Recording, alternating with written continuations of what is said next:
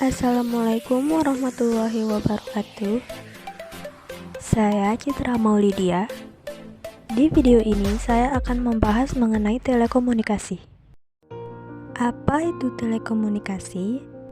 Telekomunikasi adalah teknik pengiriman atau penyampaian informasi jarak jauh dari suatu tempat ke tempat lain.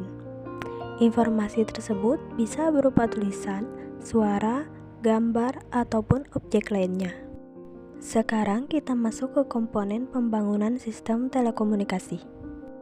Komponen pembangun sistem telekomunikasi yang pertama yaitu informasi, merupakan data yang dikirim atau diterima seperti suara, gambar, file, tulisan.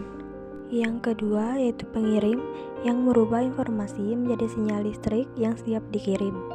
Yang ketiga ada media transmisi, yaitu alat yang berfungsi mengirimkan dari pengirim kepada penerima. Karena dalam jarak jauh, maka sinyal pengirim diubah lagi atau dimodulasi agar dapat terkirim jarak jauh. Yang keempat penerima, yang menerima sinyal listrik dan merubah ke dalam informasi yang bisa dipahami oleh manusia sesuai yang dikirimkan. Yang kelima yaitu aturan atau standar, merupakan yang harus disepakati dalam pengiriman, pentransmisian, dan penerimaan informasi. Ini adalah gambaran sederhana telekomunikasi.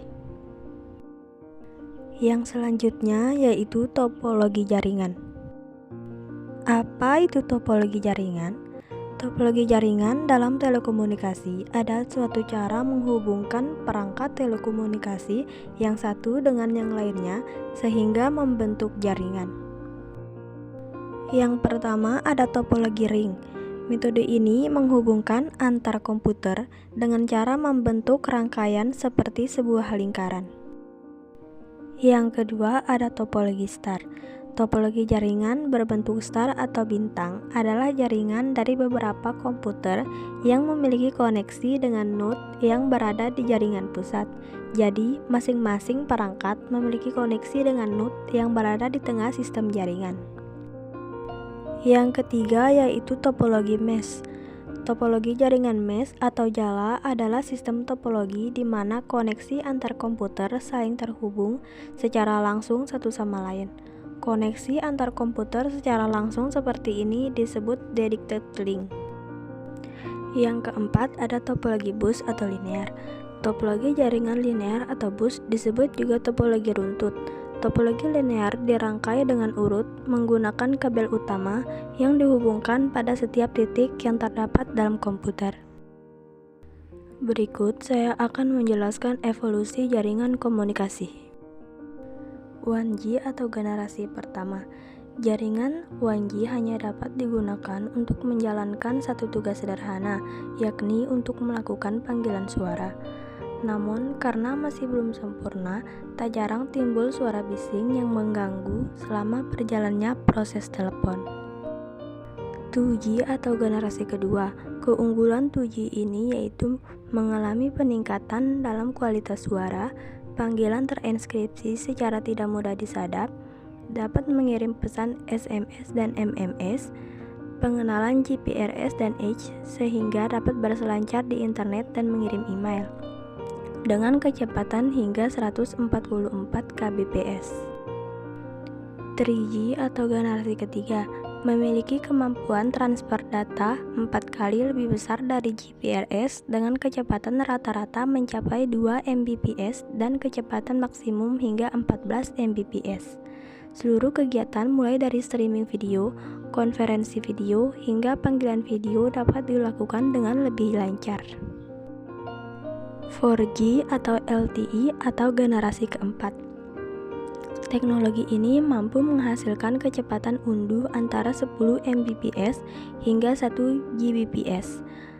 Latensi yang lebih baik, hal ini ditandai dengan sedikitnya proses buffering, peningkatan pada kualitas suara, serta kualitas streaming dan kecepatan unduh yang lebih cepat. 5G atau generasi kelima mampu menyediakan kecepatan data hingga 20 kali lebih cepat dibanding 4G.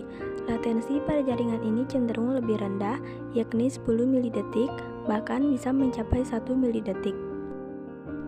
Ini adalah gambaran singkat evolusi jaringan komunikasi, mulai dari 1G hingga 5G dari tahun 1979 hingga 2019. Perkembangan perangkat telekomunikasi. Yang kita maksudkan perkembangan telekomunikasi di sini adalah alat komunikasi modern, yaitu alat komunikasi menggunakan listrik. Perkembangan perangkat telekomunikasi. Yang pertama ada telegraf, komunikasi berupa sandi Morse. Yang kedua telepon, komunikasi dua arah dengan media perantara kabel tembaga. Yang ketiga televisi, komunikasi satu arah menampilkan audio visual. Yang keempat ada pager, komunikasi berupa teks, SMS, kata orang dulu. Yang kelima ada faksimile atau mengirim dokumen dengan perantara kabel telepon. Yang keenam yaitu internet, jaringan berjuta-juta komputer di seluruh dunia yang terhubung memakai protokol TCP/IP. Yang ketujuh ada email. Sejak ada internet, email berfungsi sebagai surat elektronik. Yang terakhir ponsel, merupakan telepon genggam berfungsi menggantikan seluruh hal yang disebutkan di atas.